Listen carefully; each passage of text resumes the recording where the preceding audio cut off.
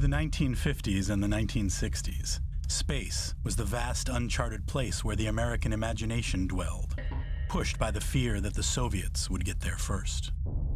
The space age was everywhere, and the Soviets had the edge. In 1957, they launched Sputnik 1, the first artificial satellite in space. This was followed by Laika, the dog. 4 years later, the Russians sent the first human, Yuri Gagarin, into space. People saw this, and the Soviet Union was this vague menace at the time, but now it was over your head, and so there was a real fear on that. And there was also the thing of, well, we're such a much more capitalist is such a much more advanced society than a communist dictatorship. But here they were beating us at something we were very proud about. In 1961, in a landmark speech to Congress, newly elected President John F. Kennedy upped the ante. I believe that this nation should commit itself to achieving the goal, before this decade is out, of landing a man on the moon and returning him safely to the earth.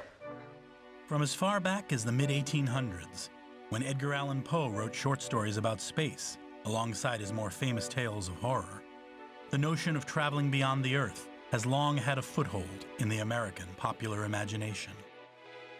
It was so ingrained in the American psyche that in 1938 Orson Welles was able to cause widespread panic with his broadcast of H.G. Wells' The War of the Worlds, about a Martian invasion in New Jersey. In the 1950s, the fascination only grew.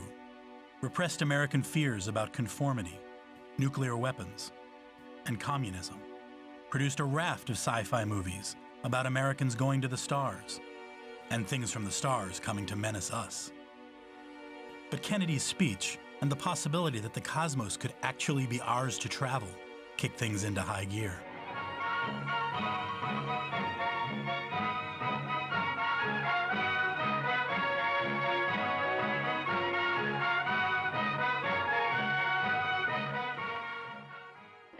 Even when space was threatening, it was enchanting.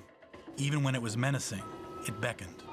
Even when it was lampooned or sublimated, it only reflected how deeply entrenched in the culture it truly was. But I imagine it was also nostalgia for President Kennedy back in that time, that people really wanted to see that vision of his and that dream of his fulfilled. That really drove things back at that time. One of the things that I really wondered in researching this history was, if Kennedy had not been assassinated, would we have ever gotten to the moon? Because one of the ways that Lyndon Johnson rode herd over all of this was to bring up, are you really going to deny the dream of our departed President Kennedy? And that he just kept it going and going and going through all the legislation and money that he needed to make it happen. 10, 9, ignition sequence starts.